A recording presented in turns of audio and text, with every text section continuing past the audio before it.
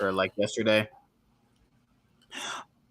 All right, everybody. This is going to be an interesting episode. So the LCS is over, the LCK is over, the LPL is over, and now we're The simply LEC is just getting started. Ooh, today some good games. these were games, I guess you can call them games, Not right? every game. Dealt with that Core G2. So what else happened today? Beside me, I was getting laid, so You wasn't getting laid. Shut the fuck up. Man, I thought you were fun. Chad's like, man, You I'm was, I fun. am fun, but motherfucker, stop lying. Why Stop would I lying to your lie? audience. You lying to your audience. Your audience know you ain't getting no ass.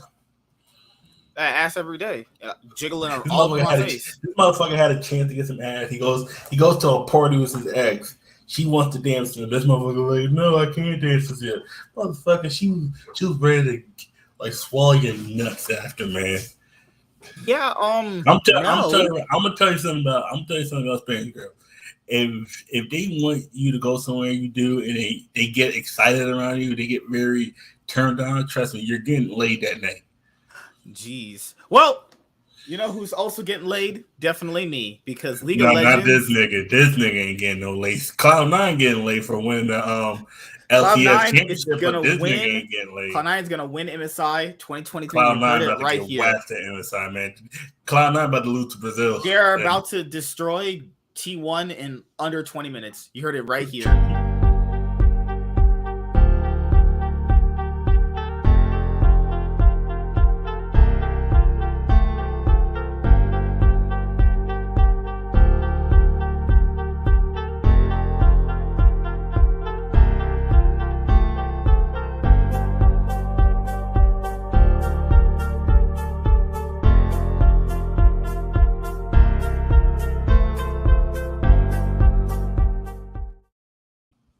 Yo, what is up, everybody? This is the Cloud9 podcast, season 7, episode 18.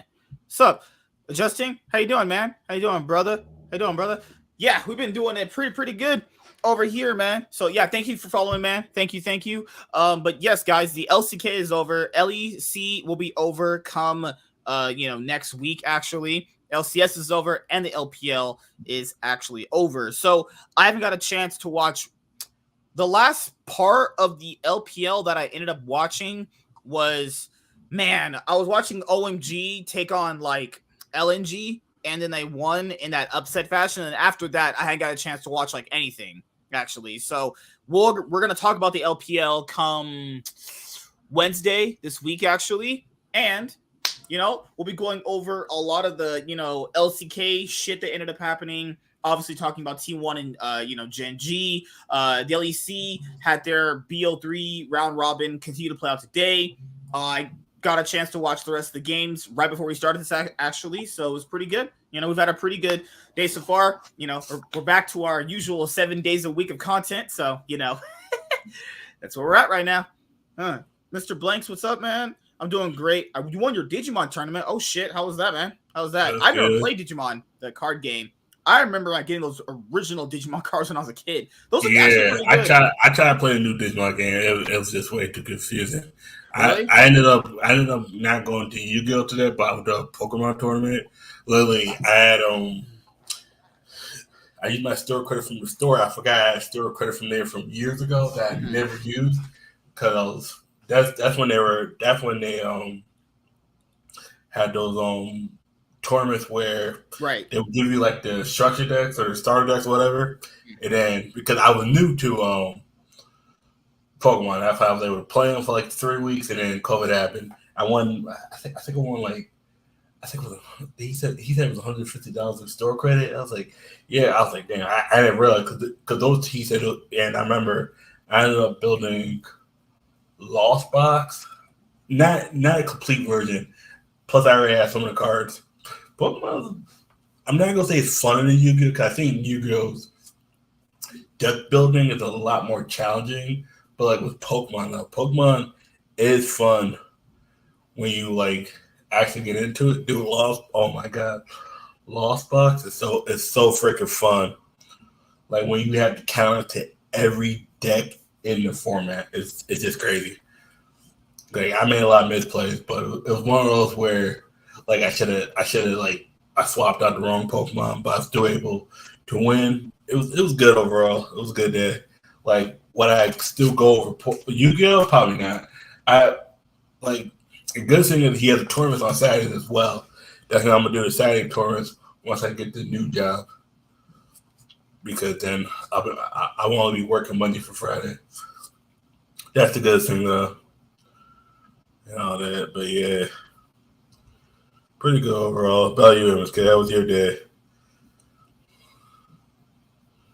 Yeah, no, last night was good. I got my power back last night, as you know. That's We got a chance to start streaming again. Work was pretty boring today. They could have probably sent a few people home, but they didn't do it.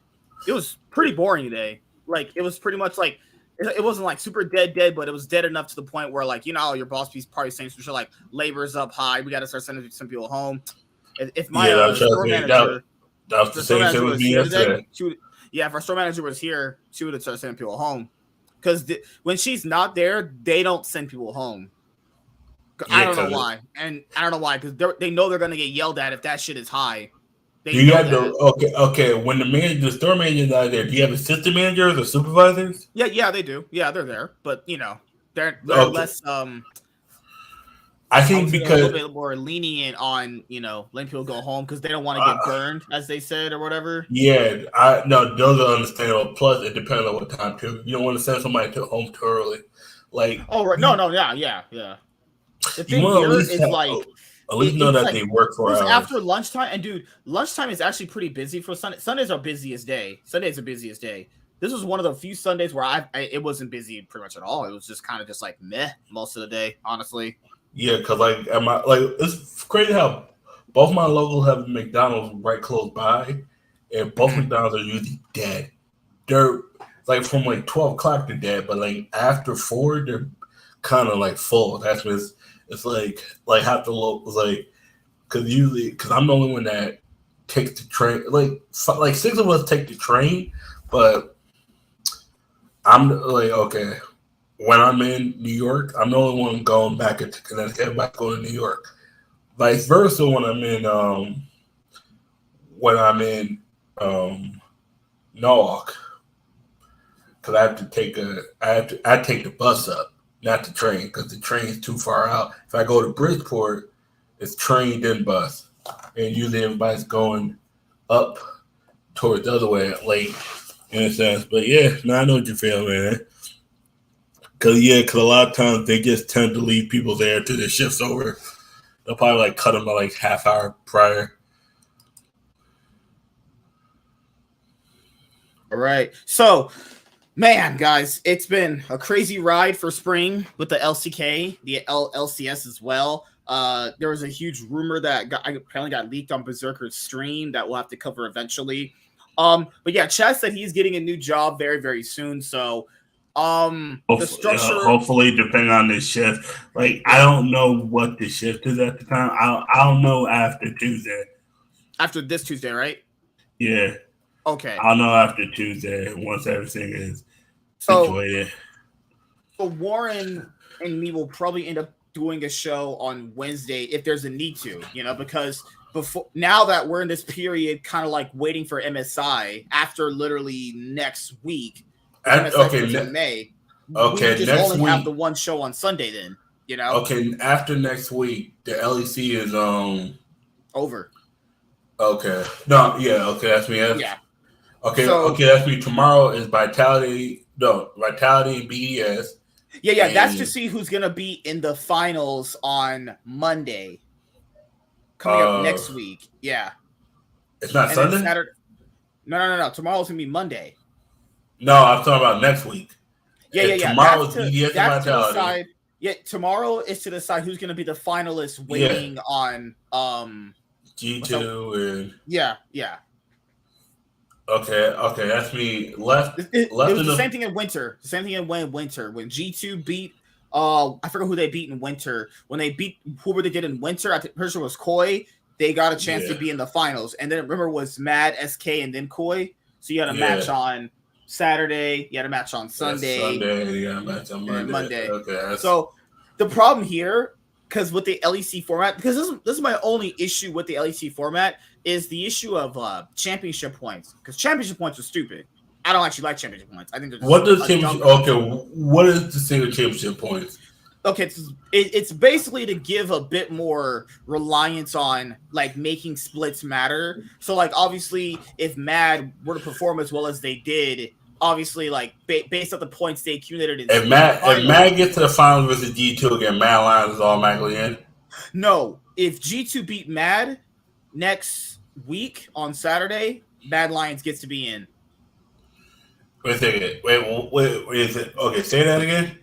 If G2 beats Mad in their rematch coming up on Saturday next week, Mad gets to go.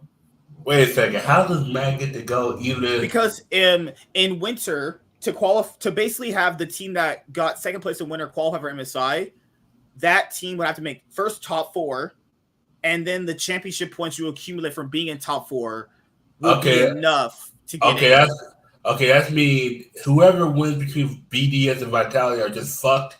Pretty much, kind of, yeah. That is dumb. That's me. I can do all this and still get fucked because a team. Yeah. That's why I said my only issue with the LEC's format is championship points and how that's structured. Though I think that winners should matter because obviously G2 won and whoever wins it could be G2, it could be Koi. Whoever wins winner gets to go to MSI. Then I think for spring it should be whoever wins spring. Whoever wins spring gets to go. That's Now, if you want to use championship points for summer, I can understand that. That's understandable. But for winter and spring, it should just be basically who wins the splits. There should be no championship point. It should be for summer. Whoever are the top 4 teams. Right. It's like whoever are the top 4 teams, you automatically qualify. Now you got to figure out who's placing. Whoever's in the top 2. Whoever in the top 2 winner, or whoever's in the winner bracket. Yeah, that's where the LCS automatically lock in points. Because LCS did it. I think. Yeah, every regions did like championship points. I think championship points. This is a stupid thing. Now, the reason why I emphasize for summer is because that would accumulate. Oh well, if I got all these points from doing well in winter and spring, then I could have an easier time qualifying for Worlds. The problem here with that is championship points also are inherently a problem because, well, let's just say in summer, G2 just kind of just are just straight up trash. Let's say G2 is straight up trash. They don't even make top 4. They lose out in the BO3 stage like in the first 2 matches. But since they accumulate a lot of championship points in winter and spring, should they be allowed to go to Worlds? But it's kind of to make those splits matter a bit more. It's like a penultimate kind of thing. That's why I like their format, but the championship point thing is stupid. I think if Mad Lions didn't obviously make the final or win the split this time around for spring, they shouldn't go. It should be whoever lifts the trophy on Monday coming up next week should be the person going to MSI with G2. In what world does Mad Lions would have to lose tomorrow? Mad Lions would have to basically because that's what no one said. What if Mad Lions just beat G2? G2's already. That's why the split's already kind of decided. If G2 win, Mad are going. Wait a second. Mad win, Mad are going anyway. Wait a second. If G2 wins against Mad Lions, how does Mad go? Because they don't make top 4. Mad Lions would have made the finals of this split, thus giving them enough championship points to qualify to go. No. Wait, no. The finals is one of the teams in the finals automatically will be BDS versus Vitality. Yeah. But based off how the winter went and based off how this spring split went with G2 and Mad Lions, there's basically a world where both of them are pretty much set to go. Unless something's changed. Because I know for sure I was watching the cast and they said if G2 beat Mad, they're in for sure. That's the problem. G2 beats Mad? What? If G2 beats Mad, Mad are going with them. I can understand if it's Mad beat G2, but not the what? This sounds like one of those NFL shit back in the 80s. Yeah. Where a team lost and they got to the playoffs because the team that beat them had a higher record than. You know what I'm saying? I don't agree with this shit, but I'm just explaining how it's going. I'm just a messenger. I don't like it either. That's dumb. I can see why IW Dominating said he's just done watching LEC in general. Plus oh my god, the game today was it today? No, it was yesterday. That Mad Lions of Fnatic series almost gave me brain cancer. Holy shit, that was bad. And then today was Astralis. Astralis and Mad Lions. I almost got ear aids fucking listening to hear and playing this shit. I was like, holy shit. I don't know what was worse, like SK Gaming falling apart from last split to this one, or Astralis basically kind of showing glimmers that they're good, but then this collapsing. SK got lucky last split. This split they showed us who they were. Everything that made them good last split, they just it happened when they lost to Vitality. So people forget, at one point that team could have been first place if they had beat Vitality in that week. Ever since they lost to Vitality in that specific week, they just have just looked like shit for the most part. I think they got lucky with their matchups in the first week. Look at that first week again. Tell you those matchups weren't teams that were trash. Like literally, if Execute doesn't actually get in ahead, they're just bad. Like they just don't do anything. Go back and look at for this split. Look at those first 3 games they had, or actually, the first 3 or first 4, like before Vitality, and tell me that they didn't get lucky with some of those games. Because I think they faced XL in one of them. I think it was XL. Well, XL's going to be a free win for pretty much fucking anybody. Am I right? XL and Team Hieratics, who's imploding. Fnatic looked ass for like the first week and a half. Fnatic was looking shit. Pretty bad, yeah. So my thing here, so we'll probably go over the LCK and then we'll circle back to the LEC to end it off. But like my thing here with a lot of these LEC games is some of these teams are actually doing some very egregious shit. Like bad to the point where like you're asking yourself, how is this gonna work in MSI either? But then again, these teams aren't going anyway. It's just gonna be just obviously in the region. And even G2's like they've had their own plenty share of issues too.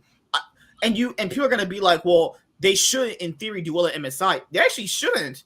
Broken Blade doesn't look that good. He doesn't look that good. But then again, Yike can look good on certain picks. I'm not gonna lie, none of these top teams in these 4 major regions look good. I think the only team you look at, you're like, they are the most consistent is Cloud9.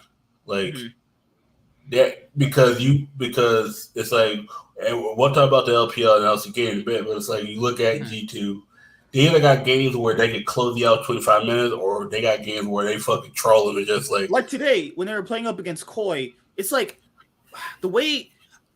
I still think Caps is very good, but the problem here is he has games like that where people call it limit testing, where he lost on Tristana to Victor, and people know in that matchup, whoever gets the kill first wins the matchup. Once he gave that kill over to Larson, it's over. It's just done. I wouldn't walk to lane. You can't lane against that. He's gonna laser you to death, then poke you out further. You can't challenge him. That's why there's 3 games. Yeah. Now, factor the saying, if that was a BO1, people would be like, oh my god, Koi's so good. They just clapped G2. Yeah, but then we had 2 more games happen.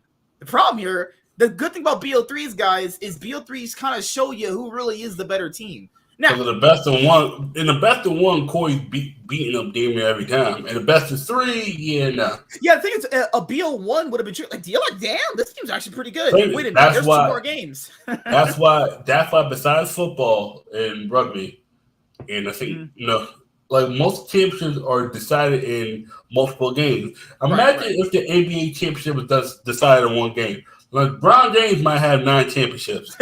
He might actually be. Michael Jordan's going to have about 20. Like let's be honest here. Like think about this. Your Eagles would probably have 4 Super Bowls. Like, and if it was literally, that's football. They have 1 championship. But like whatever basketball team you root for, like the Knicks might actually have a championship. Because if you talk about, would have like double the titles then. Oh no, the Celtics have damn it. Celtics would have won every championship from 1958 to about 77. Like they fucking no, except for 1971 with the Bucks. But it's like that's why there has to be multiple games.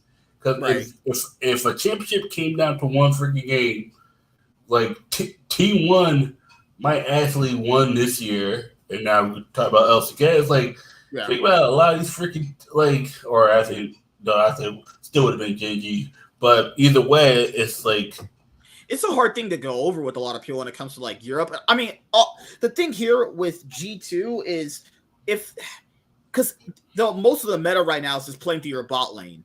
Yeah. The problem here is Yike. I don't really know. It just doesn't feel like they know what Yike's true purpose is in their team.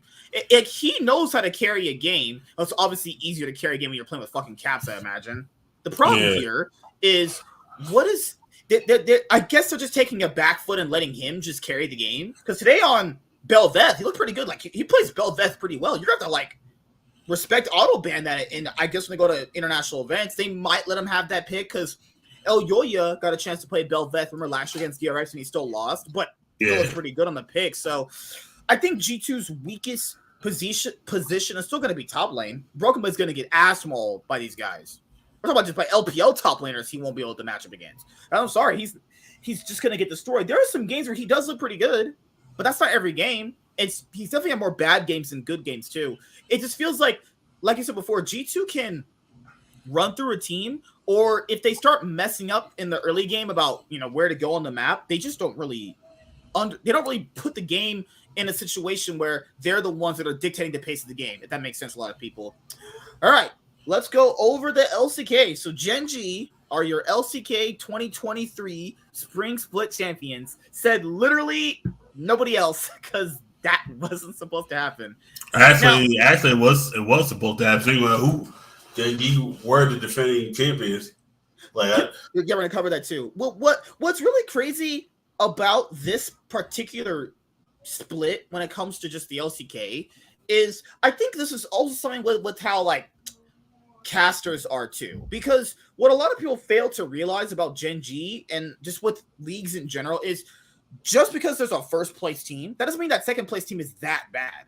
Now, I guess when it comes to like LCS and LEC, that could be always debatable, right? Yeah. When it comes to like the LCK, GenG was just like right under T1. It wasn't like they were just griefing all their games. There were some BO3s, they definitely ran it down. Oh my God. There was that Guangdong Freak one where Peanut and Wardhop flash kicked the ADC into the pit, and the Dragon Pit when they were trying to get Elder, and the Ezreal stole it. Okay, like doing that is egregious. The thing here that people don't understand is, yeah, there's a clear-cut defined best team. I mean, GenG and KT weren't that far off from just each other. KT was ramping up. I think GenG just had enough control to win because I think they have more experience, like in like then, those. As you guys know, Damwon lost too early. Damwon got the 4th seed, so they don't get to do double elimination. So they already got knocked out by Homolife, and people were thinking probably like Homolife knocked out Damwon, and then fucking GenG. Obviously, they picked sorry. So Homolife won against DK, and then they lost to GenG, and then they got the choice of playing whoever, and then KT obviously got the chance to play Homolife, and it's like, I think people don't understand. There's a lot of things that go into this that people just don't see, even just from how like the casters are. So let's start with that. So I know I Will Dominate brought up like the casters being biased to T1. Now, to be fair, if they are the overwhelming favorites, that's just how it should. That's just how it be, right? They earned that anyway. It's like if you went into that match, because we were like, yeah, whoever kind of faces T1's pretty much just getting destroyed. Because I'm pretty sure T1 had mostly earned that throughout the split. Yeah, they went 5 games against KT. KT definitely could have won the series, right? Yeah, they could have. But like I said, that experience of KT, of what T1 had over KT is why KT lost. Right. Like KT countered their picks. They just didn't know how to finish. They should have finished. I think what the casters did was that they didn't put enough credence and respect on the other 3 other good teams too. Homolife, I don't think anybody should be giving that team any respect other than just Viper. That's Homolife caught Damwon at the right time. And I think when people have to understand is there's always going to be teams that play specifically better to other teams just because of their play style. That's just how League of Legends works. And like people keep going, but they're better. Sometimes that doesn't matter. Like if there's a specific style that you play, it will in Yu-Gi-Oh! There could be a deck that's just objectively better in every regard. But if that deck plays up against a matchup it's just not good at and just can't do anything against, that doesn't mean that better deck is worse than that other deck. It just has a better matchup against it. That's it. For example, rogue deck is weird. It's like rogue decks could be rogue decks could be tailored to beat meta decks, but lose to other rogue decks because of interaction. Right, yeah. Heroes, best example, could beat any deck if properly played, but it could lose to like a Blue Eyes deck because it just doesn't. If you play against monsters that are normal, they have no effects. You can't negate a Blue Eyes, whereas it has no effect. It just goes right over you. It's like, oh, I'm gonna do it again. It's like in that sense, that's what GenG did. Everyone plays very like telegraphed. It's not like everyone. I'm not saying they're bad. I'm saying like what they're doing is not anything super special. In a BO3, it's hard to adjust towards them, right? Because they usually this is how it is. If they're not trolling a game one and they take it seriously, they'll get you out 2 games. And by the time you look up, you're already down 5,000 gold, and they're pushing your carrots at 19 minutes. Or you could be, or they could be. Oh shit! Okay, sometimes every pick you have to make them counter pick. It's like a boxing. When like Mike Tyson, Buster Douglas, when you know how to counter somebody by doing something the total opposite of what they're used to, now they have to adjust. When a team has to adjust their play, and they have to start picking champions that they're not really good at to counter your champion that you're good at, that's the trick. And that's what GenG was good at. Because I think people drastically forget how the game is played because they're so just hell-bent on this one team being good that they just lose sight of everything else. And I used to do that too. I used to do that myself too. I used to be like, this is the best team and nothing else matters. But think about this. Prior to the finals, they faced them 3 times and they waxed them all 3 times. Yeah. Definitely that last time they faced. That knocked GenG into the loser bracket. The very first time they faced in the split in general, that was just, man, that was horrible from GenG. That was bad. Yeah. Now, keep in mind, this is when they had their brand new bot lane with Pays and Delight. Yeah. And obviously, like, if Gumo Yusi and Carrier lost to that, that'd be more bad on T1. I'd be like, okay, that's pretty bad. You're losing to those guys that now. Now you have the other BO3 they played where it was the one that everyone's been talking about still to this day. It was very back and forth. Peanut and Chovy definitely, I don't know what they were smoking, but they threw in that moment that could have maybe swung the game in their favor. But T1 still win it. So T1 were what? 4-1 against them? That was just in that. They were 4-1 against GenG. Then they play against each other in round 3, and they're 3-1 again. So now T1 is 6-2 against GenG. 6-2 against this roster. Now, keep in mind, still with the brand new bot lane. That's obviously not an excuse, but it goes into this mindset of when certain players just adjust. Sometimes you can adjust to playing against someone at a certain point. Do people not think after how many games did we say? No, not. Oh, sorry. Well, why did I say 2? Oh my God! So they beat them 2-0, then 2-1. So that's 4-1. After that, 3 more wins. So that's 4-2. 7. Yeah. And then now, obviously, so they were 7-2 against GenG. People don't think after all that much time, GenG could have just figured out how to play against them. Yep. People forget that series they played specifically before the finals. GenG in that series, if you watch the games, have very clear moments they can punish them. They execute their chance to actually join on the map. So I think people, when you're watching a split or you're watching League or you're watching any games, try to understand it's not just about the first place team. It's always about, okay, if there's a team that's just as good, but they're kind of like not as good in like very specific things, that doesn't make them shit. That team could very well beat that first place team on any, obviously people say on any given day, anything can happen. But people are acting as if like GenG was some like bottom feeder team. It's like, dude, that team's going to wax anybody else that's not them. That's not a shit team by like any stretch of the imagination. That wouldn't be a shit team by any in traditional sports. If you said that to a traditional sports fan, you get laughed out the bar. They would just fuck. They're like, you retarded? What? That team is also really good. People don't understand. Like from this last year, this year, right? When the Eagles faced Kansas City Chiefs, right? Are people gonna sit there and go like, man, the Eagles are dog shit and I lost that series? No, you're about to be like, damn, they actually did pretty fucking good. You know, I think people have to understand that if you're watching something, is to also imply the other logic too, to have two bases of it. Yes, this is the best team, but we should also kind of analyze, wait a minute, is this team doing anything that much so special or that can't get exposed? Remember, guys, now so let's just set the precedent for that. Then I think the casters did a very, very bad job of catering anything GenG related. Like, even in the finals, GenG were severely outplaying these guys, like, pretty hard. GenG could have, like, won the series 3-0. They didn't fuck up their dive in game 3. They win the series 3-0, just like it was in the summer. But think if GenG been doing that, that's mean them win the 3-0 wouldn't happen. Because GenG, in their biggest weakness, dude, remember anytime...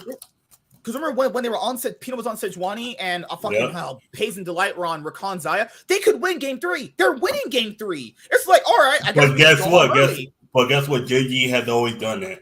Anytime they should win, they don't win. Anytime they shouldn't win, they do win. That is the thing with GenG. They are an enigma. Because you think, oh, they're going to win this, and then you're looking at it like, all right, we're going to leave 4 games because GenG's going to find a way to fuck it up. And they found a way to fuck it up. That's what they do. They find ways to fuck it up. In game 4, they were like, okay, that bot dive screwed us over. Let's not do that again. Yeah. In game 4, they win. You see it? Like, because even after that game, you're still thinking to yourself, they really shouldn't be losing this. Next game should kind of be theirs. Now, in the back of your head, you're always thinking, oh, it's Faker, 10 finals, all these titles, it's T1. But if people just kind of, because in the LCK, I think the players are better at doing that, where they just kind of ignore that. They don't buy into all those like narrative stuff. That narrative stuff is fine if you're building a storyline for the players, but like when you're in the game, it's you're good like, for the audience, but it's not good for the player itself. Because if the player starts believing in it, and then they start getting their own heads, and they're like, "Fuck, we can't beat this guy." That's what happened for Chovy. A lot of times, and I've never said Chovy was bad. All I said was he specifically chokes against Faker, and in very big moments where, like, if he's gonna be like one of the best players in League of Legends ever, you just can't do that. I'm sorry that I wouldn't even allow that for Faker if the positions were switched. Right? I wouldn't allow that for any player. If he's supposed to be this uber good player, he should not be losing in those scenarios as much as it happened. He would only specifically play bad against Faker in the finals. Like, he would destroy Faker usually regular season. Even in playoffs, he's still playing just the same. Always against Faker when they were facing off against each other back in the day when he was on a different team. You just lose to him. He'd be playing severely worse. I'm talking like, so people say, how would he play worse? It's simple stuff. He wouldn't leave lane ever. He would go to lane, sit there, farm, do nothing, take aggressively bad traits. He knows he can't win, then just get ganked consistently because he would play too far forward. We're like, that's not the player I saw, like, I don't know, 8 weeks ago, and in playoffs too. Like, you can tell that guy's choking. He's just on stage, just fucking fumbling it, everything. And against anybody else, he doesn't do that. Now, he did break you. He broke out of that last year when GenG won against T1 last year. He finally was like, okay, thank God. You can't choke against a man that many times in a row. And like, finally he broke through it. And I was like, okay, cool. He doesn't have to fear Faker anymore. It was only just against Faker you do that. That was the frustrating part.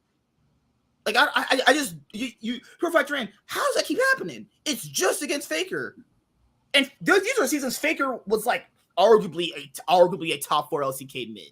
Like, he's better mechanically. He can outlane him, outduel him, everything. You're like, why is that in the finals? You just kind of suck. So you also have the other thing about T1 that people kept saying the bracket is unfair, and people were calling for bracket resets, comparing it to like the fighting game community. This is how I know people don't play fighting games or never did. First of all, fighting game brackets are much more easier to execute because they are less timed. Series of League of Legends could easily go 6+ hours with broadcasting.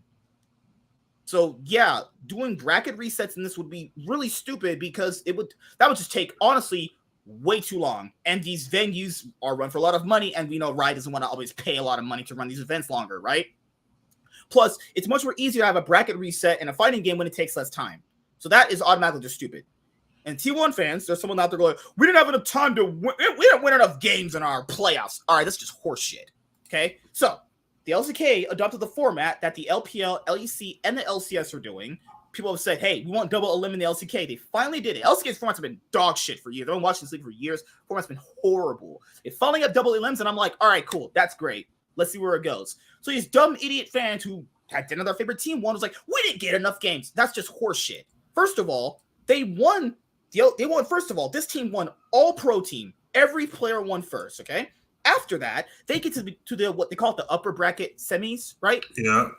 It's the upper bracket semifinals that happen. They faced up against KT, a team that they only really lose game 1 to. KT just randomly always beat them in like game 1. That was just weird. But KT bring them to 5 games. You're like, huh? So I don't know who after that series went, yeah, this team is just truly unbeatable. It's like, no, they very clearly shown you can beat this team. This is not like some. And they were beatable for the split too, like right. Teams just kept constantly messing up against them. Inappropriate dives, bad objective timers, not going to dragons properly, laning badly against them. Going to dragons properly, but not executing the right. We're talking like people would lane into Gumayusi and Keria, aggressively trade onto them with champions that are severely worse. Or the worst thing, like about, I would say about 80% of the teams did, their drafts are garbage. Like some of these teams were just, why would you fucking give y'all like there was teams that were just like Faker and Zeus just draft like really girling. Constantly give Zeus like Aatrox, and it's like, what the hell is wrong with you? All right, you deserve to lose. They were like, and then there was teams just, let's just go Lucian. Oh, remember the Nami problem? They kept giving Carry a Nami like as if like there's no way he's that good on that champion. No way. There was teams just giving him Lucian Nami. I'm like, really? Every game, first game too.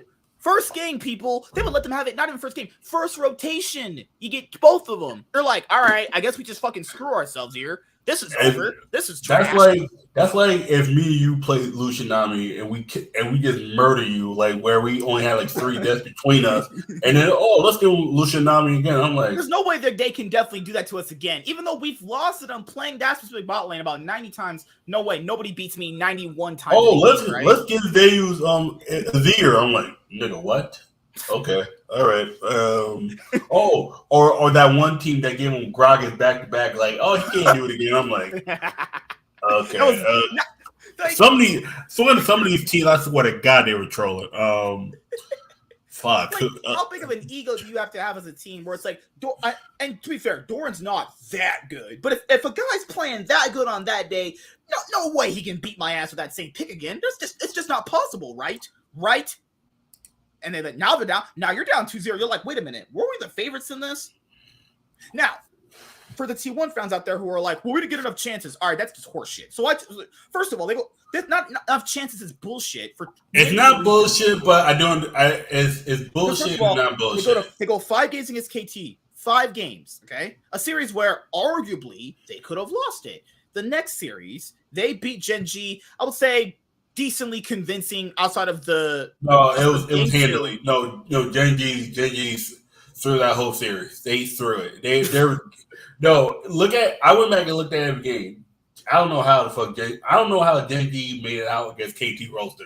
GenG looked defeated after that first T1 series. Because there's various moments in the game they actually can win. They just don't either do. They don't execute it. Yeah, like they even draft better in most scenarios. Like I said, let's say if you're aggressively let's say you know how you dive, right? You push your enemy up, you go down and dive. So there's moments in the game where Chovy's pushing Faker up, and he could just dive. This is a Jace who's gonna just dive you, right? There's a moment where they could do that, but the bot lane recalls. You're like, wait a minute, huh? Bot lane's like full health too. Why are you guys recalling when you're full health and you guys got the enemy team down low? I can go down and dive here. They recall. Chovy has to reset his lane. Now Chovy has to recall because he has a lot of gold. You see, it's little things like that would always screw them over. Just missed opportunities. Like, why is your enemy team bot lane? Why is your team's bot lane recalling when their bot lane is chunked out? There's times where they don't even get turret plates off this shit. You know, it's like what are we doing here? Like, this is not a bad team, but you can tell it's the inexperience of having a new bot lane. They just don't know how to do that kind of stuff, and like you have that series, right? And you're thinking to yourself, there's moments in that where GenG could definitely beat them. Like you're thinking like, if this wasn't T1, if this was any random fucker team, could they have actually won against them this way? So then right there from that, T1 had already played 4 games. Not 4, sorry. They had played 6 games total from their match score, right? But a total of games they played with 3-2-5, 3-2-1. What's it? 5. So you have 5 games there, and you have 4 on the other one. So it's 9 games. They have 9 games total. And remember, guys, these are the overwhelmingly favorites to win.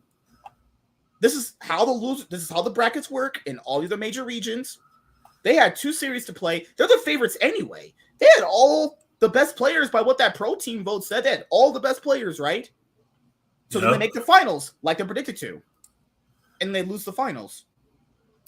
They have 3 series to play, people. That's more than enough. And second of all, the reason why it's bullshit for some of these guys on Reddit to talk this way is because, first of all, if you make the finals, the very key thing you get for making the finals is side selection. You can get blue side. Selection, but GenG also had twice you get side selection. But GenG also did have the advantage of getting that extra series. Now they were able to prepare for T1 slightly better. Yeah, the only counterpoint to that. The only counterpoint to that is real quick. Look at this series from GenG the first time versus T1, GenG versus KT Roster, and then look at the adjustments for all 3. Like I said, I think GenG through that first series. I think they wanted to face KT Roster because GenG don't lose like that a lot. They got waxed. Now you saw in that KT series what they do. They're like, wait a minute. If we all they have to do is just take their time and execute on what they know they need to do. It's that simple. And I think that extra series, they're like, we can actually do this. We're not. Plus, also they would fight themselves out in these places. Like they're the stronger team. Plus, also they remember, we're the last team to beat T1 in the playoffs. Mm-hmm. That's me. They was like, all right, cool. They already had that momentum. Plus, they had the momentum of beating the team who just took T1 to 5 after we got waxed. We look like fucking garbage against them. Like T1 came in and then they jeffed them out the fucking building. It's like holy shit. It was like so when you get to the finals, like we mentioned, you have side selection twice, people. That is like if that's not a bonus for making finals, I don't know what is. That's not really the bonus though, like that. You say it would be. Because if you have side selection, yeah, not really.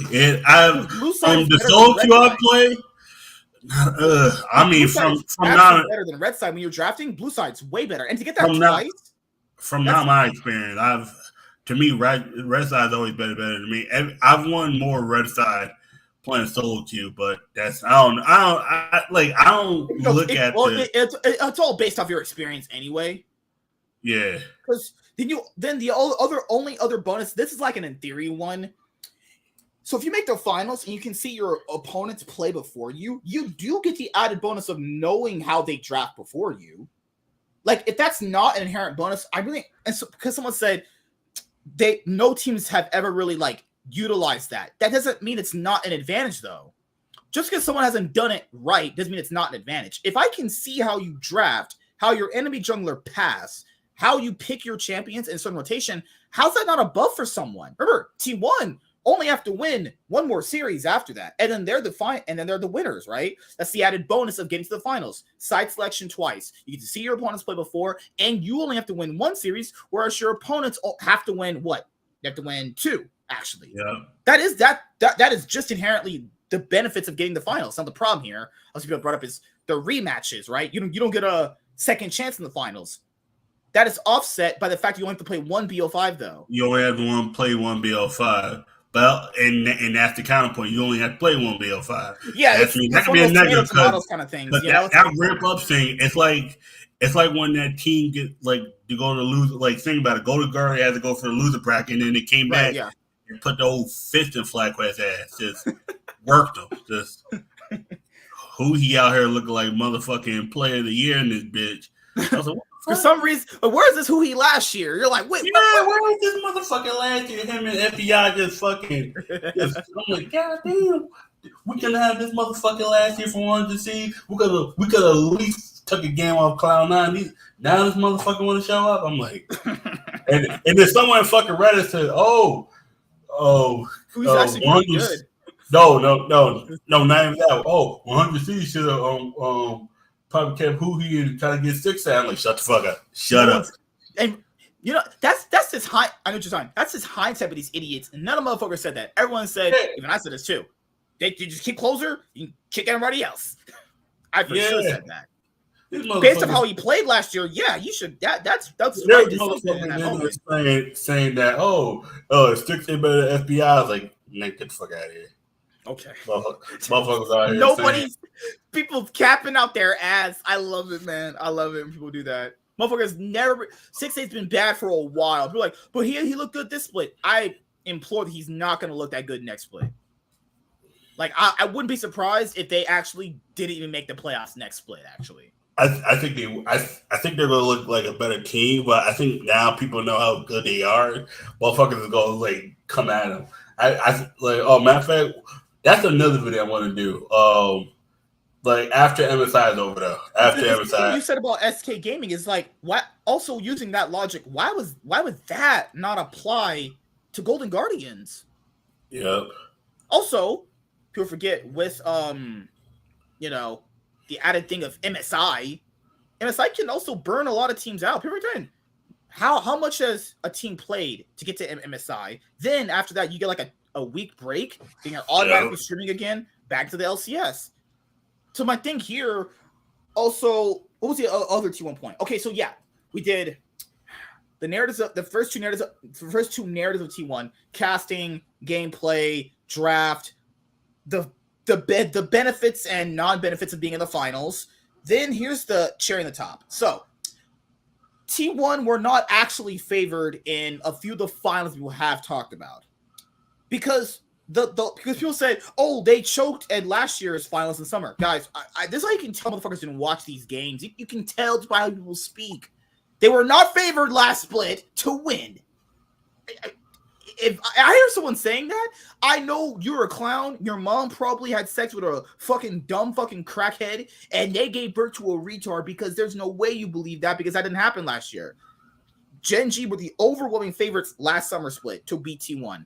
Most people said 3-0. T1 were not the favorite last summer split. That is just factually I'm not gonna lie. I probably want to put them as the favorite in this final. I mean, I think they were the overwhelming favorites this time. That's true. Yeah, but I still believe when I'm thinking okay, T1 going to win because I'm just going off the split. I didn't realize about last final or last year, but and then people say, oh, GenG has their ramp up.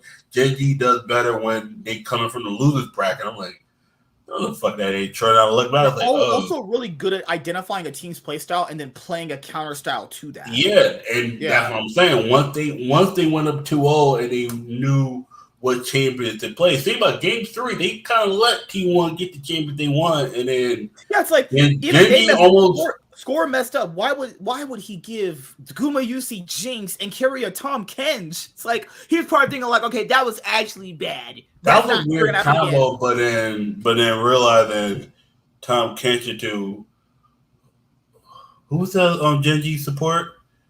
Pace. No. He was on what? That was bot lane. Oh yeah. So game 3. Gumayusi had Jinx and Tom Kench. They had Zaya and Rakan. Oh no, that was bad. That was like that's why I said GenG through game 3. They threw game 3. That dive. If they play that dive out correctly, they win. The only offset to that is also Score gave up Cassante to Faker. Now I don't think Faker played well in that series at all. Oh no, Faker was. That was probably his worst series I think I've seen. I think Faker was tired. I like Faker looked a little tired. I ain't gonna lie. I was like, okay, this is one of those. And I'm telling you, this looks like one of those where in MSI I don't really care about this thing anyway. Because you can kind of tell after they got into the grand final, they were like, all right, we're done. We don't need a. It's like it'd be I also good. think they didn't think that GenG could play that well into them, given that the previous. They just fisted them this whole fucking split. They like GenG was just like and everybody's saying, oh GenG because you got some of these casters saying GenG is better than T1 and T1 just coming out there. It's like they were only proven right in the finals. Everything before T1 was just literally just clapping the fuck out of them. It's also something that I think casters could do better is adjusting your analysis too. It's one thing to have an analysis of a team, but when you've been shown enough things there to be like, maybe I should kind of adjust this though. I think that is something that people should do more often. Yeah. The other thing that happened was in game 3, people forget Lissandra can't do anything to Cassante. You put Cassante mid, Lissandra can't burst through him. First of all, he's too tanky, and she can't outduel him when they hit level 6. So, I mean, all Chovy can do is roam. Because Chovy's not the best roamer, but, I mean, what can he do? Literally, you cannot burst that guy. You would just not do anything. So, I also think Faker played bad in game 4. Remember how he already he ulted in, he Zanya'd? Yeah. And you're like, oh, hell nah. I've told this before. I think Faker is a pillar of League of Legends, definitely the Michael Jordan of the game. But the thing here is he's kind of been the reason why they've lost a lot of these finals, too. No one brings it up. At the MSI finals last year, he was a definite main reason why they lost. There was also the, I think it was the summer finals. He was a big reason why they lost. Worlds finals. We're going over with when we have James and Jimmy on. World Final. You talk about last World Final? That wasn't him. That was the outside of game one. He didn't play that well in the series at all. I thought, he wasn't the reason. No, he wasn't the reason why they. Wasn't the main reason why. He wasn't the main reason why, but he was a big factor as the reason why. He was a factor, but wasn't a big. That DRX just played them. DRX played their same style. That's what it was.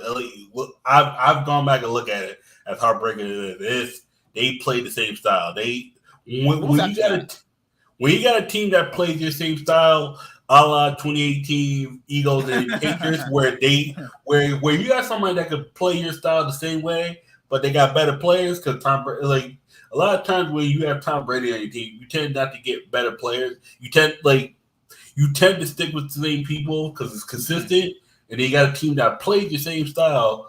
But is more hype. People are going to root for that more hype team because people are weird. People want champions, but they don't want to see the same person win. It's like that is kind of weird. Yeah, it's the way you say. I like when a team just is dominant because it's like but we don't want the Lakers. It's like my thing with that is I don't mind a dominant team, but I don't like it where people say if there's a second and third place team that they're just bad at minor other things. They're like, there's no way that can beat this. It's like, yes, that's it's a big possibility. There was a 5-year span where there were 2 teams that won the NBA championship, and there's a 7-year span. The 1 year the Lakers lost to the Pistons. Pistons get back and lose to the other team who was the great Spurs. Most of the champions have been Lakers and Celtics, right? Then you have the Celtics. Go back from 1989. No, 1988 or 87.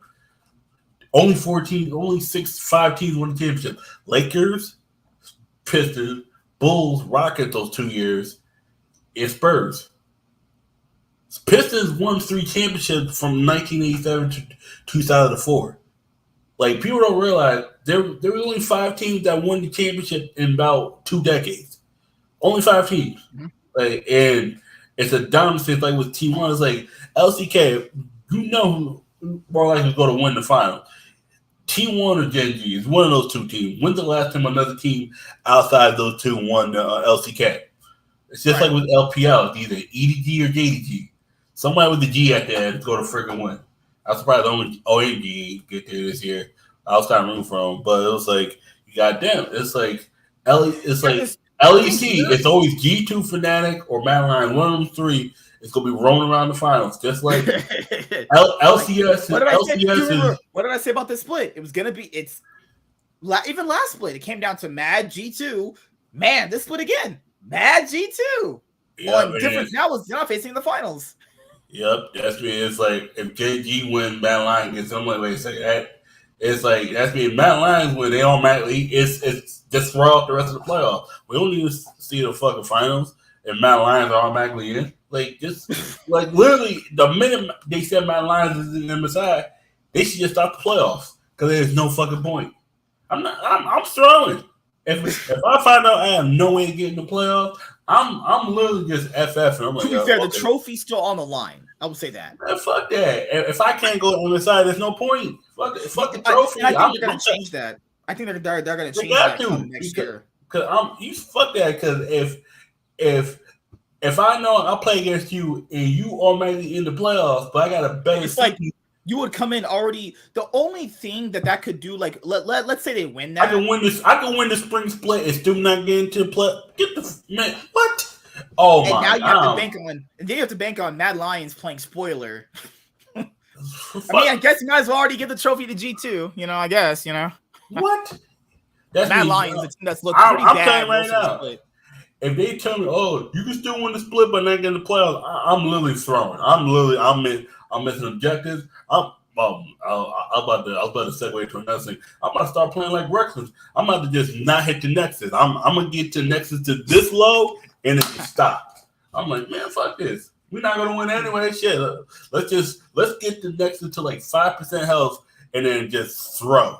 Like, I'm not. The last thing that I'll say about T1 before we go to talking about the LEC is people call Zeus a choker. I'll be like, yeah, I would say so. If that doesn't prove what a choker is, there's certain times where it's like I don't want to say choker because the reason why, because I'm gonna tell you why.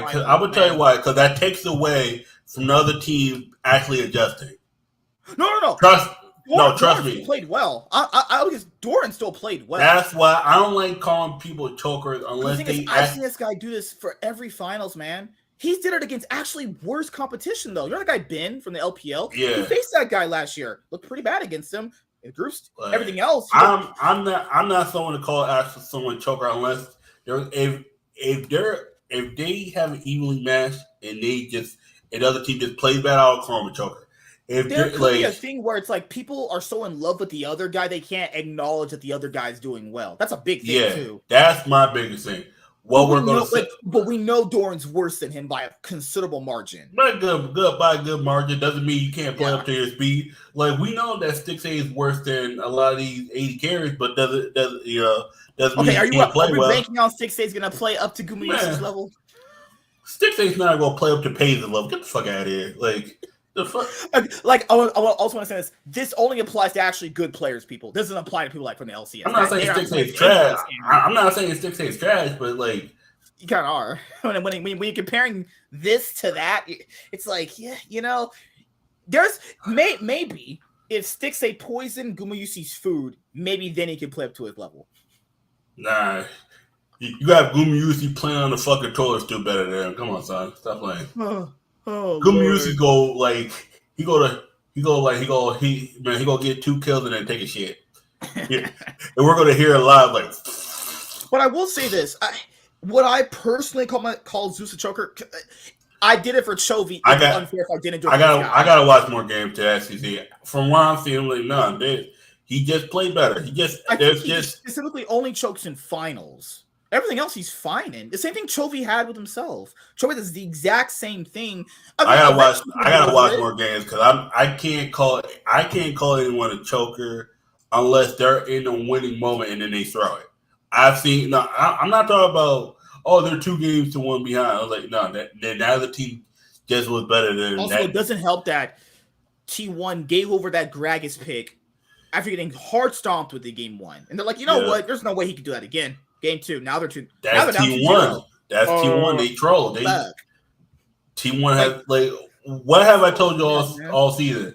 T1 will troll the fuck out of it. Steamrolling the split. Now, I'm not gonna say they didn't deserve. The only position that I would say that is debatable is mid. Other than that, all the positions are deserved for the most part. You know, as much as I love Canyon, I think Canyon did play worse than Owner this split and Peanut. You know, to a certain extent, I would say. You mean jungle? Yeah, jungling. Yeah. Now, only position I would say is debatable is just mid. Other than that, no, T1 for I mean, who else are you gonna put there? Like, who put over Faker? Only two that would be Chovy and BDD. The only two that I can think of. BDD hasn't played consistent enough against a lower team. I don't think so. Nah, clapping those guys.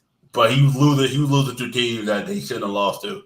I went back and saw some of the voting.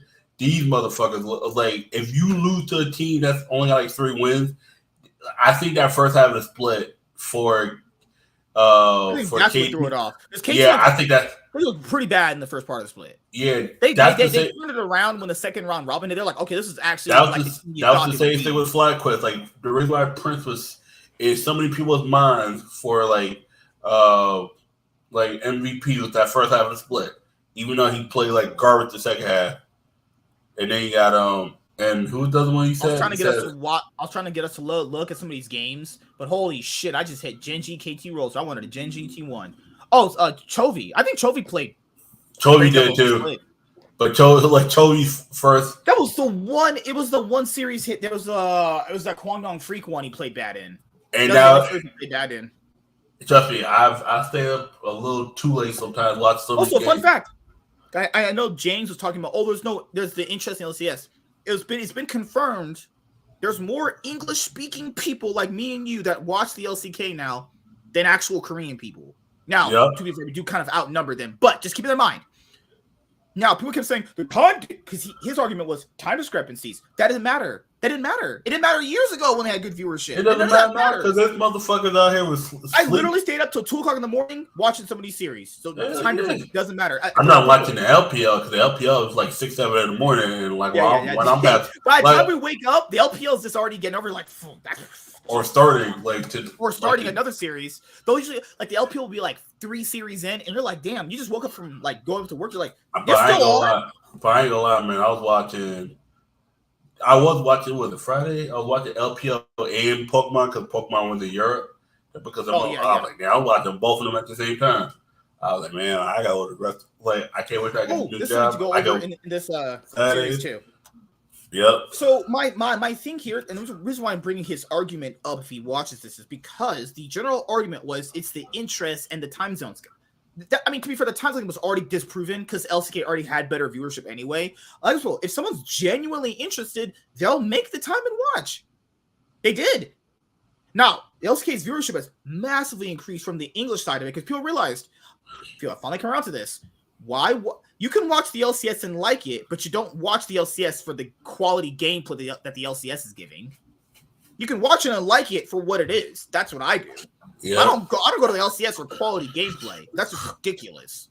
You know, I'll just watch the better teams, watch the better games. You know, now it's a bit out of the way to watch these better games. That's true. But if you truly are invested in watching better League of Legends, like everybody say, I want to watch better teams play, then you'll make the time for it. You will for sure make the time for it. Because if you don't, then you don't want to watch better League of Legends. You just want to bitch and complain about LCS being trash, which you can do, but then don't sit here and tell me you want to watch better League of Legends, because that would be just bonkersly ridiculous. Now people know there's more English people watching the LCK. I wonder how the LCS is going to feel about that, and no one's interested in the league as much. They'd rather be interested in motherfuckers who can't even speak the same language as us. I mean, to be fair, T1 does have Faker. Faker's pretty popular, actually. Yeah. Just saying. But I mean, this is a three-peat for GenG. This has been the same finals for the last 3 splits in a row. Now, another big problem with the series that people brought up is that they put Keria on Braum. And yeah, I do agree that they should have did that. Keria is one of the main reasons why they were still in this series to begin with. Them putting him on Braum is just bad. That's just bad. But a lot of LCK teams do this too. They'll be like on a game match winning point, and they'll put like one of their best players on something like Braum. It's like, what are you doing? Now, Faker, what's the part where he messed up? He messed up really bad. Okay. So, yeah, it was the part where, this is where he messed up at. Man was out here just trying to run it in some of these games. Like, what's this fucker doing? So, they're taking Baron. I remember they get Baron. They throw out the Maokai all preemptively. Zeus is by himself for whatever reason, because just reasons. Faker misses everything. They chunk him out. He ults backwards. Now he's chunked out. He can't do shit. He's in just a bad position. I don't know why he charms there. He can't really do anything. He puts himself in further bad position. And then after that, they kill off Zeus. Then they kill off Owner. Owner's just like on the Raptors, thinking that he's going to get a flank kick on that when they don't have a tank. They're already just like no health. Now this is where, I mean, obviously Aphelios can do this. Aphelios can just easily just kill 3 people, because right here he gets to save the base. But this game's already over anyway. This game's already done. This was the game 3 that I wanted to go over, because it was when it was the Jinx and Tom Kench pick that I wanted to go over. So I think the casters also brought up the fact that, well, why was Gumayusi alone in game 3 when he got picked off as Jinx? Guys, Delight literally hit him with the Zircon. He hit him with his Zircon. That's why. You can't get to him because he charmed him. It was just good play out of him. Okay, so this is game. I need to go back to game 3. I just need game 3. This is game 4. I'm retarded. I need game 4. What the fuck am I doing? You need game 3. Yeah, I'm searching in some shit that isn't even there. Your boy's brain is fried. fired in the motherfucker. All right. Game 3. This was a game that GenG, arguably, if they execute various things properly, they win the series 3-0-2. That would have been crazy, just straight up sweeping them. So, right here, this whole comp's better. Sorry, Faker picked Cassante in game 2. Faker picked, fucking hell, Veigar in this game. Yeah, that's still like, either way, what I just said still applies because Veigar has a cage. She can't get to him. And if she takes the claw against that cage, you're trolling because you're about to get bursted down and just obliterated, actually. So, like you can see right here, they try to have the better 2v2, but Veigar and Sejuani, it's like you really kind of can't do anything with that. Like, even in this game, Wukong with Veigar, it's like, what are you doing? Like, that's a bad 2v2, especially against Sejuani and Lissandra. So Peanut sets up this gank. Now, if they get this gank off, this dive, and they actually kill them both, this game's over. They just take the turret, they get all the Drake, they get Drake after that, they kill Gumayusi, but then they're like, wait a minute, Tahm Kench actually has that thick skin. Peanut goes in, despite already using his ult, they can't kill him, and then Faker locks him up. Then, obviously, Zeus comes in and charges at them. Now he gets a kill onto Pace. Pace loses his advantage. Then, Delight, he's already going to be killed. Now Peanut's lost his jungle advantage, and Chovy has no health. Chovy has no mana. Right there, T1 just almost secured the game. Remember, the reason why T1 are very dangerous is because you cannot give them openings like that because then they take the advantage back. It's very imperative against LCK teams. Also, that doesn't help either because then, now he's really far behind. You're already far behind because the dive failed. That's why he was laughing. He's like, this game, we fucking threw this game. We threw pretty hard. Yeah. Now, he lost his jungle pressure. He lost his jungle time. Now, Owner is just going to out-jungle him. He's going to take all his camps. Remember, Owner was able to take all his camps. Now he can't CS properly. The game's over. The game's just done. Like, literally from doing that, the game's over. Now, the reason why it's heavily emphasized you cannot do that against LCK teams because if you do that and you mis-execute, you will lose your advantage on the map. When you execute against the LCK team, it has to be pretty much picture perfect because if you don't, they're going to take that opportunity and then turn it into an immediate advantage. Now, pretty much after that, this is the only game T1 really relatively played decently well. Other than that, as you can see, right here, people keep saying, well, Gumayusi's alone. He tried to. Right here, he specifically tried to help him. He can't because he's charmed. That's it. He can't do it. So that's pretty much it for most of the LCK. I know people are going to want to talk about the LCS too. So here, I had a chance to go over the rest of the Golden Guardians and Cloud9 games, actually. Because I watched a good amount of it, but I didn't get a chance to really talk about it fully like I wanted to, last week. So we'll cover it for just a little bit, okay? So I think most people are going to be bringing up game 1 because people have been saying that, there was a good chance that Golden Guardians could have won game 1. And yeah, there was a definite moment where lots of moments in that game that they could definitely win the game. Now, the thing here to understand when you're talking about games like this with a lot of kills, but there's not a lot happening on the map, is what is the team with the lead actually doing to further the lead, Because anybody could just get a bunch of kills and it could look like they're winning the game. But in reality, if they're not using Rift Herald properly, if they're not obviously, pushing their leads as far as they can when it comes to like getting Rift Heralds, obviously invading, putting deep vision, setting up for drag, diving properly when you are ahead and you can get easy enough kills, then it's really like not an advantage though, because you're not actually doing anything substantial with your perceived lead to do anything. Now, your champions will be stronger, and there really shouldn't be like any moment in this game where Cloud9 should have had a chance to come back in the game with this kind of lead. Like with this kind of lead, Golden Guardian should have just honestly won. They did do the right things initially early on, but as the game went on, they stopped doing the right thing. Remember, you can't just stop. It's not that they just stopped doing the right thing. Cloud9 is adjusted. That's the thing people have to realize too. Also, CS comp is kind of just better. The game doesn't end until someone's nexus is cracked in. Also, people forget, this comp is just better by every metric. That's why people were surprised they were losing the game, because their comp is just better. Orianna, Shockwaves kills all 3 of those people. All 3 of these guys cannot challenge that. The top laner, if Kennen goes in and Orianna just Shockwaves him, he's going to insta-die.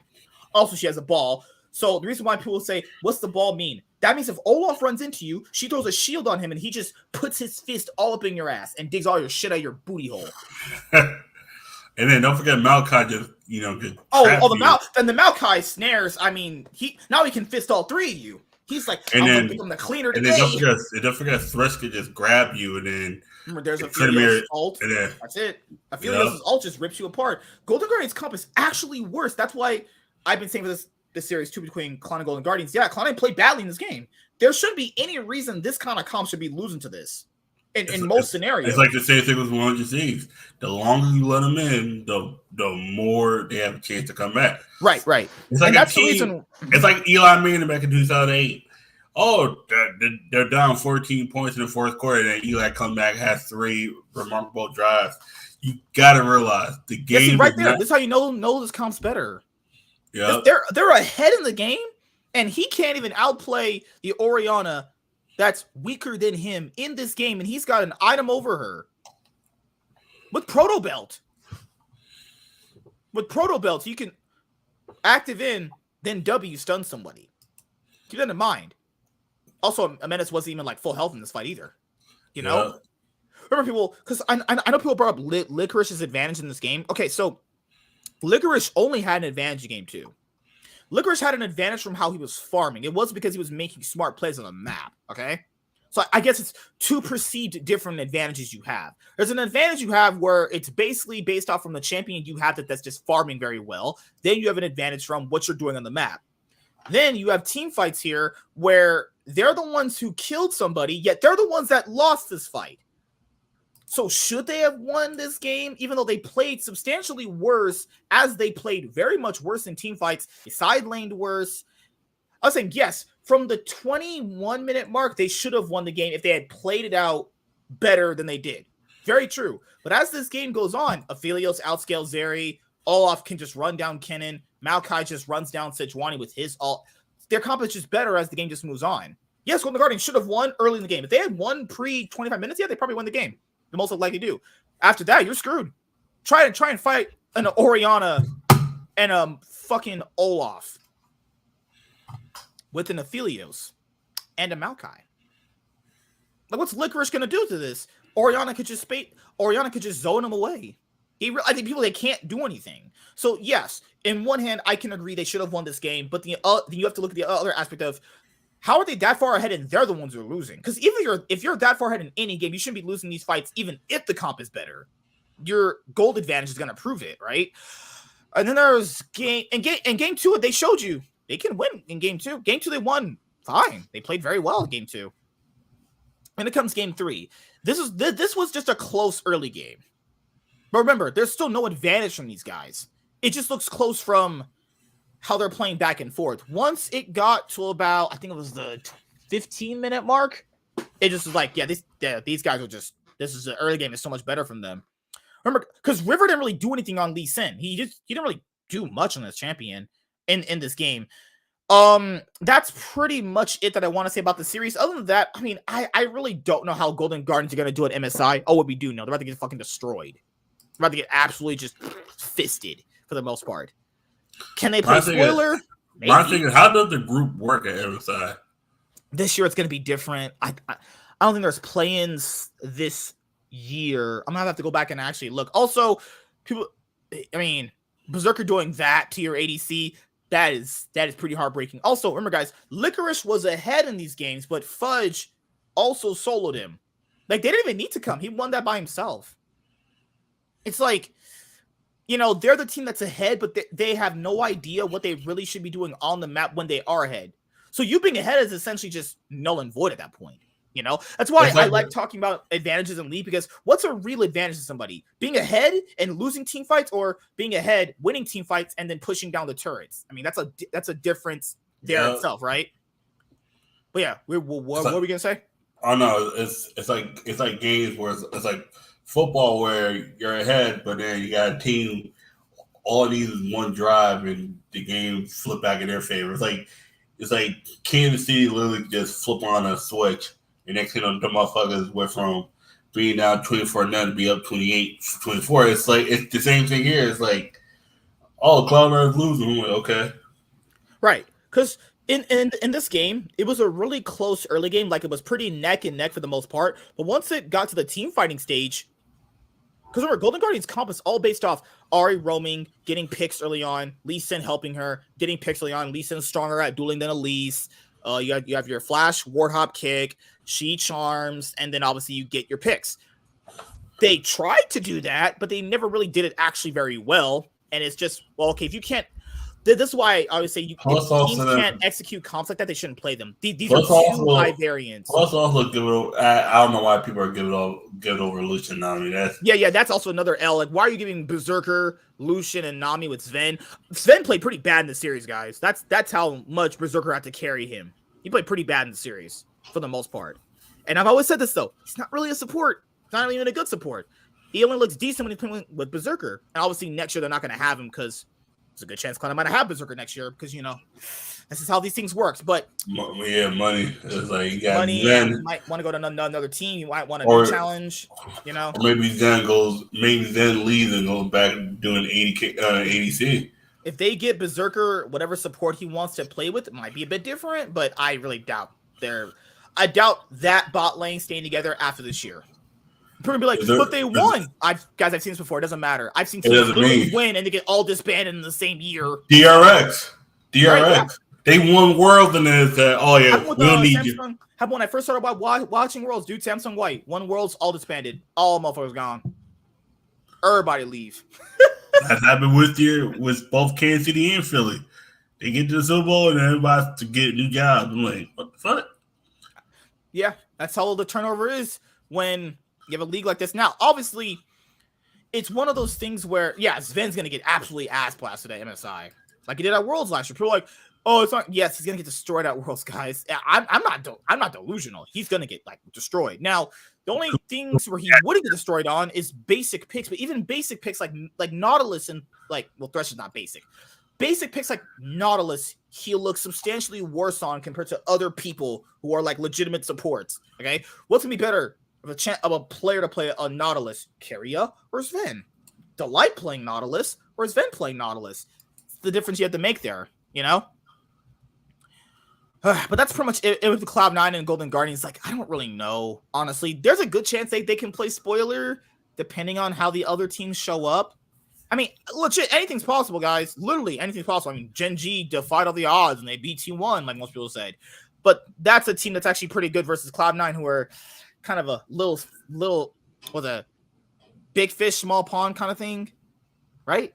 Yeah. I think that's the analogy for it, So that's pretty much it. I mean, we'll talk about Europe a little bit before we see tomorrow's game. So what do you think about the European games today? I don't want to say Mad Lions are a fraud, but dude. I mean, they shouldn't be going to MSI, but due to these world points, they might, or championship. Did you see that Astralis game where they let the Braum solo out the Cassiopeia and not help him? I almost threw my computer out the window. I was like, okay, I'm glad this team is not going to MSI either. They just let their mid laner get soloed by a Braum. A fucking Braum. I saw that and I was like, if I see that in my games, we're FFing at 15 because I'm not playing that. I'm fist fighting you. Seriously, watch they can help him. They let him get soloed by a Braum. Trust me, that's the same thing with last split was when people was letting Bo die. Photon die. Both would have advantage and then just not do anything. I'm like, okay. Vitality. All right, we're done. No more this. I think it's in game. Yeah, it was game 2. It's game 2. So now this is a problem with Mad Lions is how are you 10,000 gold ahead, and that's an actual lead there, and they let the enemy ADC get a pentakill. If you do that against any Asian team, they're gonna win the game after that. Now you lost your advantage. The game's over. Now you don't have an advantage. Your advantage is being their bitch now. That's Jesus Christ, oh Lord, it's just so agonizing to watch. And I like Mad Lions, I do, but it's God damn, watching these guys is painful. And that's gonna be EU's second representative, and the coach is like, "Where are the haters at now?" You haven't seen haters yet. They're not. People aren't hating because it's just like, "Oh, this is a cool thing to hate on Mad Lions to do." They're hating because this team is not that good, and they're about to get like ass railed. Yeah. Let me go back to the part of the game where I saw some egregious shit here. This should be damn near illegal. Then leaders picking Talon. It's like, bruh. You're the side of the game and you're gonna pick with Talon. I guess he's thinking, if I don't carry, no one else will. But Kabe got ahead in these games, but he never really did anything with it though. Like, he did kind of nothing with his leads though. If your Xayah is that far ahead, that game should be over. There's no way you lose those games. Like we talked about before, perceived advantage. He got ahead, played very well, but there's more to the game than just getting kills and playing well. You need to actually do something with those leads, people. You need to actually progress the game. You can't just sit there with a bunch of gold and be like, I got a lot of kills. I look good. All you guys look like shit. I'm chilling. It's like, no. You cannot do that. That's bad. That's pretty fucking bad, actually. All right, so this is part of the game. All right, so here it is. I watched this and I just straight up just wanted to die. I was like, this can't be League of Legends. This just can't be it. All right, so they let them fucking. Okay, where is the part where he died to the Braum? No, it was before that. It was before that? No way. All right, so. Pretty sure it was this part of the game. All right, so they let the Braum walk up. Level 1. They don't think like the Braum left anytime soon. He's not here at level 1. Where else would he go? Because Braum is strong level 1 with his concussive blows. He could just 3-auto stun, right? Okay, so that's already pretty bad. You're already thinking, okay, yikes. Yep. Then where's the part where he's at? So yeah, they get the trade kill back. This is all picture perfect. Okay. Then after that, Finn just looks so bad. Finn looked horrible this series. Finn in 1-1-3. After 1-1-3 got Adriana Chedic fisted by Bo last week, this man just lost his brain. Someone needs to call 911 on 1-1-3. This motherfucker's missing. I feel bad for the man. Got so demoralized on stage. This man was just been a Maokai bot. He was playing Maokai, I think. He was attempting to play Maokai, right? So then after this, Kabe doesn't die. Now this is the part of the game where I just almost just lost it. All right, so this is the part where Braum's there. No, okay, it's not the part. It's going to be the next. I'm pretty sure it's the next part. I don't know how he misses that, but whatever. Yeah, it's cool. It's cool. GenG who's been running those. But first of all, look at this. The Braum is over here just soloing your Cassiopeia. 1-1-3 could body block. But he got 1-1-3 could body block that. Walk up and protect your mid laner. He's like, nah, bro, you got that. You got that, bro? I know you're... I watched that and I was like, I'm done with this series. Fuck this shit. This shit is just trash. He could have used the horse. Mid laner... No, not mid laner got sold out by a fucking Braum. Are you kidding me? Oh, what's up, man? What's up, man? Are you back home? Oh, he wanted to talk to you. Okay. What up, Blanks? I'm Blanks. Also, yeah, that happened. Jesus Christ. What's up, Justin? What's up, man? So, for the most part, I don't know who's going to win BDS or Vitality because pretty much whoever wins out of G2 and Mad Lions are going to be at MSI or whatever. I mean, G2's already in MSI. That's me. You know, it's screwed either way. Might be actually pretty crazy. Vitality will win their first trophy and not go to MSI. That's a very big possibility. And by big, I mean like 95% kind of big here. I'm playing somebody. Fuck that. I'm throwing the split. If I realize I can't go to MSI, I'm just throwing the split. There's no point. There's no fucking point. God. Now I'm gonna see right here if Mad win, can they go? Because someone's gonna probably be like, well, if Mad wins, they're gonna go because they'll be in the finals, they'll have enough championship points. Yeah, that's the other thing too. How would Mad Lions not be able to go if they, don't win, man. Yeah. So that's the last thing I'll say for today because I actually have to go do some stuff now. But no, Chad's gonna get a new job very soon, so we'll have to update you guys. We have to figure out what the schedule is, because So once he tells me what the schedule is, then I'll kind of tell you guys how the show structure is going to be. Most likely is you still have the show on Sunday. That would still most likely happen. Any other show like this during the week would be probably going to have to look at some adjusting. All right, so let me go to the playoff bracket here. All right, let me see this. Okay. Mad Lions fans, who are you guys supporting next week, Mad or G2? That sucks. They need to win the split to make MSI or have G2 win to make MSI. Yes. The series is pretty much a win-win for them. They either beat G2 or G2 wins and they get a better chance at making MSI. Okay, so if Mad beat G2, there's a good chance that all this shit gets offset. But that's banking on Mad Lions actually beating them. Mad Lions have to beat G2 pretty much in order for the other teams to have a chance to win. Yeah. But if G2 wins, they get in. Yes. If G2 win the series, Mad Lions are for sure in. What? That makes no fucking sense.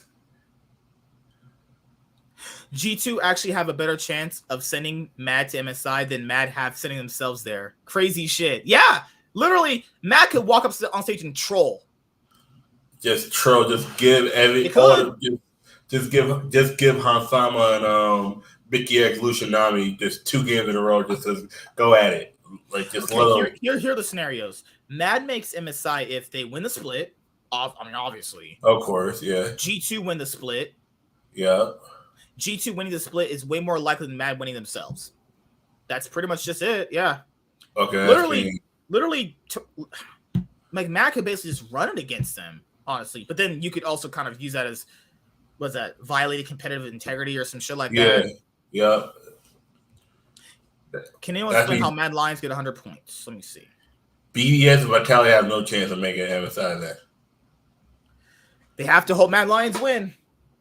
That's already crazy in itself. That's me. They have to beat the guy who they just lost to in this winter final. Oh my god, they gotta get rid of it. This system is garbage. Wait a second. Okay, what game gets played first? BDS or Vitality? Or BDS Vitality? One. Oh god, that's me. These motherfuckers can play and win and realize, oh, you guys are not going to MSI. I'm throwing the rest of my games. I'm playing the worst champion. I'm supporting. That's me. I'll probably go pick like I'm still in defense thresh. I'll probably pick up Rakan because I'm not really good with Rakan. I might pick Fiddlesticks as a support and just run it. To be fair, given the LEC's current level, they might actually win. Like, I'll tell you right now, don't give me Lux, Seraphine, or So just the only scenario of Mad helping the other guys win is if they win that series, there's a chance BDS and Vitality also have their chance. But if Mad has to win. It's over. That's the problem, though. Is that not a win-win for G2? That's me, Matt. What? Ugh. That's more of a win-win for Mad Lions. It's like G2's already in. Yeah. G2 should have automatically just been there in the playoffs. What the fuck is this? That's why I don't like these 2 splits. It makes them more competitive, but it's like what if G2 would have won both splits without the champion? Of course, who would have won to MSI? Just G2, but just have 2 teams. Whoever make the finals. That's pretty much it. That's why it should only be 1 split. It should be 1 split. Like, yeah, that's why pretty much whoever wins the split gets to go. Right? Or if there's a different team, whoever is in the finals in spring should be the second team. That would be a more fair than competitively hoping that Mad beat G2. That's pretty bad, guys. The reason why I'm not like G2's also look pretty suspect. So there's a good world that Mad beat them. There's also a good world my dad comes back in my life. There's a good chance Amaranth just puts her butt in my face and I start sucking on her shithole. There's also a good chance Chaz can sleep with Lennon. You know, there's a lot of possibilities. Hey. If I was at the dance with her dancing around, I would have fucked her that night. I know damn well that's what happened. So yeah, we're gonna wrap the show up tonight. Oh god, we're gonna get ourselves canceled. Jesus. Yell at me. Real quick, yeah, Mad defeats Fnatic. What the fuck happened at the Nexus? Do you want to go back and just replay that last part? Are you trying to give me AIDS? Yeah. What the fuck happened at that Nexus? I was watching that series and I was like, I really don't care who wins this shit, honestly. Oh yeah, because both teams had Let's be honest here. If Fnatic had actually advanced, would they have beaten Astralis? I don't fucking know, honestly. Fnatic's also looked pretty fucking bad most of this, but anyway, outside of their little run they had that everyone kind of overhyped and shit. People like, no, on stage they'll definitely play better. They only got their wins when they had COVID, which is weird in general. They weren't on stage for those wins. They're like, you know what? They for sure on stage they'll play exactly perfect.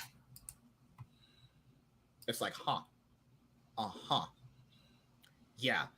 Fnatic also left the Jinx alone to free fire in the back line come 40 minutes into the game. I don't know how any team like that could be perceived as good. All right, so yeah, here, let's go with this part right now. I mean, I don't even know what to say. Like, I don't even know. My brain couldn't even process this shit. All right, so who's up? They got a team fight win, right? They recently got a team fight win with this was a weird back and forth game. I mean, I don't know, man. That's why these games are just fucking off as hell. Reckless basically gets his pentakill stolen, and then they're like, you know what, we can win, and you're like, all right, cool. So they are about to win. There's a Sivir. Reckless was tilted. Reckless had to be tilted or something because they let the minions go. Okay, everything's cool. Okay, they're hitting everything cool. Good. I don't know why Avian's not helping them. I don't know why Avian's doing that. Like little things like that'll screw you right there. Little things like that'll screw you. What? He literally is wasting his life right here, sacrificing it, not autoing anything to give you those extra autos you might have needed to win the game by trying to fight the Rel.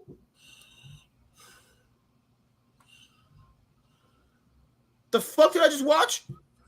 He could help hit these things. He could contribute 2 more autos, but he just dies instantly because he's just fucking himself. I don't. This is a tough one. I think Mad happened to respawn at the right time to win the game because they did everything right. I think Fnatic choked. I think this is an actual choke. I think Avian, whatever he did, was some bullshit. Like you just explained it. Why don't you hit the towers instead? Hit the towers. No, bunch up. Yeah, I'm not saying that would have won the game, but you might as well contribute 2 extra autos. If those autos, think about it. If he's in the middle, if he's on the side, and you flank it, if you get everybody to flank to one side, you're hitting the auto. All you needed was like 3 more hits, 3 to 4 more hits, and that's right. Yeah. Done. Or it at least looks very close. It could have been at least maybe you're 1 hit away, or Now, also remember he wastes his flay on Rel too. Remember he wastes his flay on Rel, on fucking Rel. He wastes his flay on. He could have flayed, and then he dies before he even gets close to hit the thing. Don't, like you said, the autos could have been in, and then you get take out the minion. If he saves his flay, he could have used that to obviously buy time for Sivir to auto more, or buy time for Humanoid's choking. He has Flash still up. Well, I better not see Flash when I watch this back. Oh hell no! He had Flash up. Motherfucker died with his Flash up, and so did us trash. MSK, this is a choke. That's hard choking. Oh fuck. This is they might choke sometimes, but that's what I call a choke, where you had the actual opportunity. Oh God. This is why I said this. This I want to talk about this real quick. This was an actual choke. You had your Flash. You had all this. I don't know what the fuck he was doing. That's a choke. That's if you want to see a team up by 5 with 4 seconds left, and then the other team wins 199. That's it right there. They were literally up by 5, choked the whole game away. This is literally the fucking finals. You remember the shit where sorry, not the finals. This is top esports. Motherfuckers was this close, and then just ran it right down mid lane and just cleared it out. Fnatic took like. It's also the thing is, does he? I better not watch this again. And I see Reckless having his Sivir ult and not use it. Whippo needs to be on Fnatic in the summertime, in the summer split. Okay. Whippo needs to be like. Okay, here's what happened. Humanoid is so fucking bad. My bad, guys. He doesn't have his flash. He has his ult, and he doesn't use it. Oscarin has his flash, doesn't use it. This is just, oh Lord, my God. My soul hurts. My soul hurts watching this. It's also really close in general from...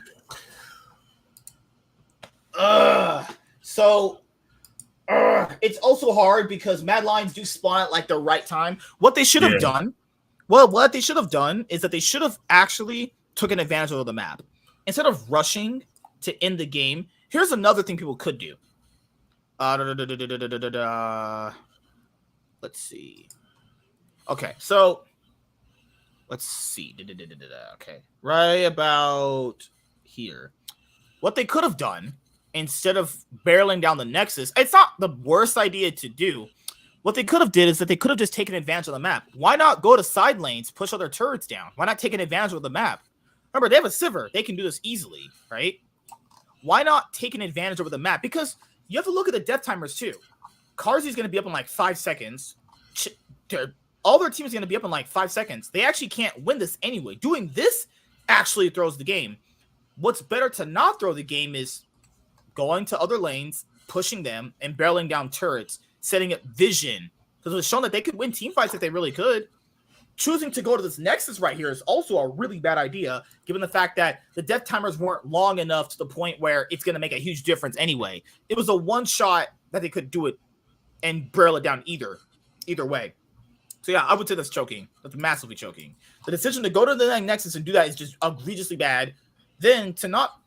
Remember, they just ace them, and they're not going to push the side lanes. They're not going to get vision down. They're not going to do anything with that, you know? Then Carzzy's on Jinx, and El Yoya jumps in, and they get all just... Why are they... Oh, so dog shit to look at. It's just so bad.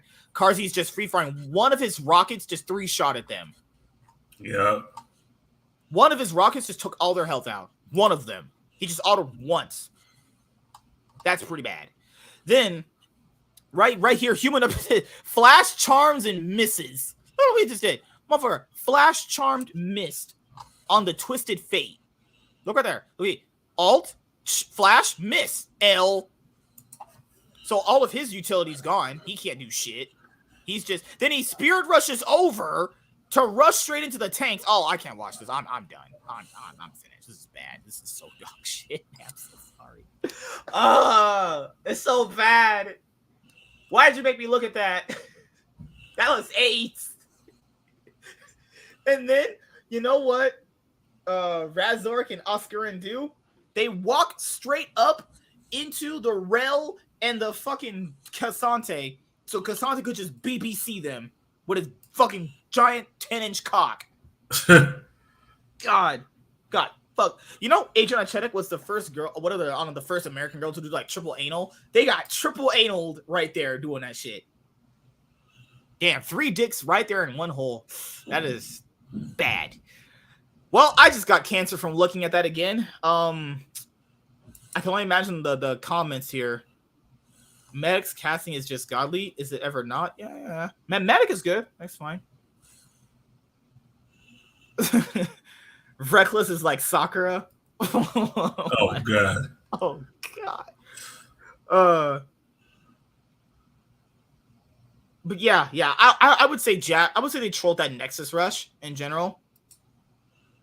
Now people can say Fnatic improved. Yeah, Fnatic improved a little bit. I mean, well, what else can I really say? I don't know anymore. Like, Fnatic are done. We'll talk more about Fnatic on Wednesday because they're done for the split. But golly, someone said Fnatic deserved the win. Did they? No.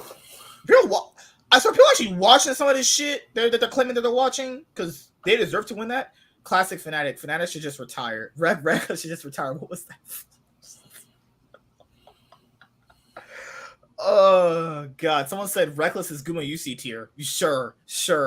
I guess if you need that to cope, sure, buddy.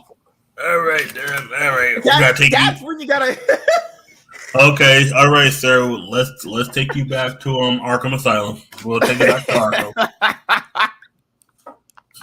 So someone said Reckless could gap Jackie Love. I'm like, sure he can. Yeah, and I could actually have sex with Caitlyn. Sure. Anything's possible in life, right, guys? Many Hezekiah Caitlyn, man. And Reckless could gap Jackie Love. You know that, right? And you could get on the honest. Yeah, and you could put your face in Lennon's booty hole and just start sucking on that shit. Man, I'm gonna get her in 1776. What you talking about? I'm gonna have a Mexican sandwich. Yep.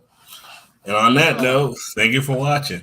See you guys on Wednesday. Yes. Yep. Give me 1 sec. Okay. Yeah. I'll see you guys on Wednesday. I have videos coming out. I just gotta just drop them throughout the week. LCK, LEC, LCS.